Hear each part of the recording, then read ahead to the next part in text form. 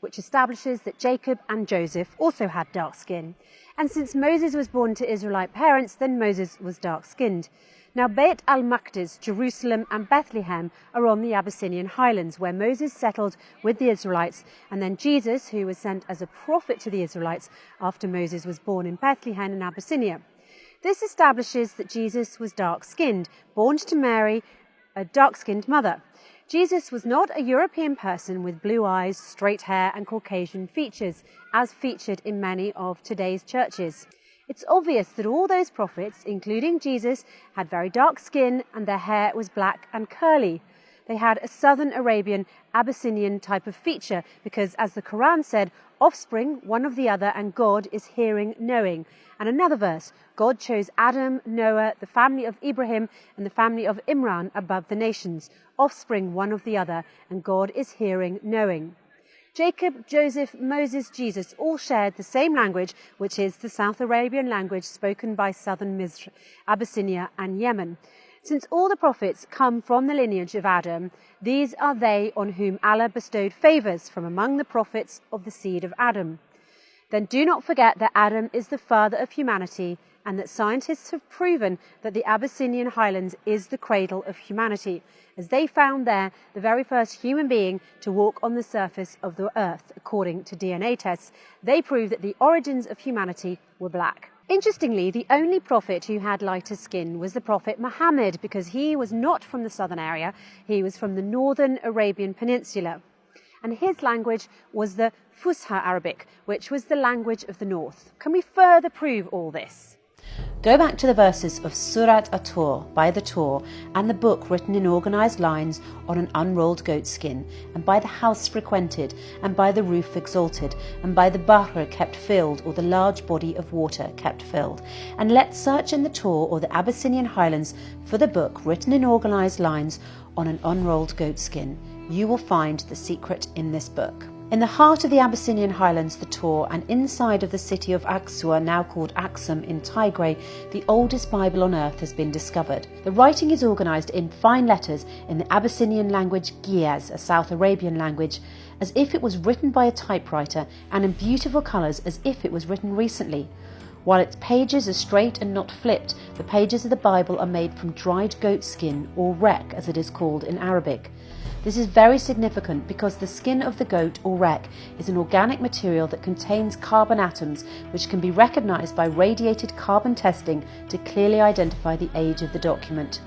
According to these tests, it is the oldest Bible in the world, dating back to 330 AD, or more than 2,000 years.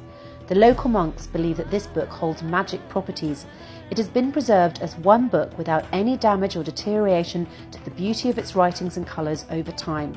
Despite the Italian colonisation of Abyssinia and a fire in the church, the book is still perfectly preserved. You'll find in this book 3 important pieces of information. First, the Jerusalem Temple is located in the Abyssinian highlands, the Tur. The theologians Judas Mackenzie and Francis Watson have deciphered the oldest Bible, the Bible of the Abyssinian highlands, the Tur. And while exploring the pictures in the Bible, they came across a very famous one that's present in every Bible throughout history, the picture of the Jerusalem Temple. And to their surprise, this picture of the Jerusalem Temple is the Abyssinian Temple. The picture of the Abyssinian Temple is well known for its square, wide-framed, blind windows subdivided by a cross that are later found on the rock-cut churches at Lalibela. And the windows on this building are similar to Aksumite and later Ethiopian architecture. However, it's notable that the columns do not have the Attic bases used on their frames and in Roman and late antique architecture on Corinthian columns. Rather, close inspection reveals that they have plain, stepped bases. It's a unique structure to the Lalibela Abyssinian temples, and the picture included the waterways that are passing under the Jerusalem temple that look identical to the real one.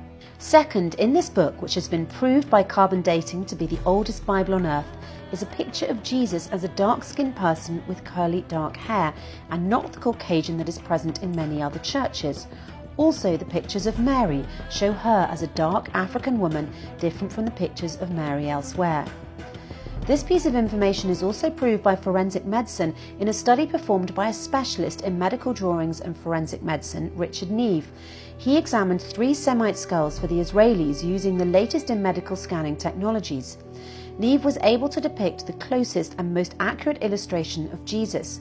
The illustration, as you can see, is for a tanned man with dark curly hair and with facial features similar to Southern Arabian features. So since there have never been any actual drawings of Jesus discovered, scientists are calling this the most realistic drawing of Jesus ever created.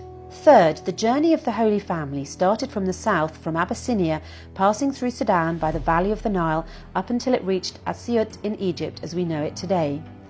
The Holy Family established the first worship place, which is now known as the Church of Miriam in Deir al-Marek in Asyut. It is not a surprise that this church now holds significant status around the world, because it is the only church built by Jesus himself and is obviously considered a tourist attraction. The Holy Family lived in Asyut for 6 months and 10 days, which is considered the longest time they spent in one place during their journey in Misr, which means Egypt plus Sudan, and until the Abyssinian highlands where the river Nile originates.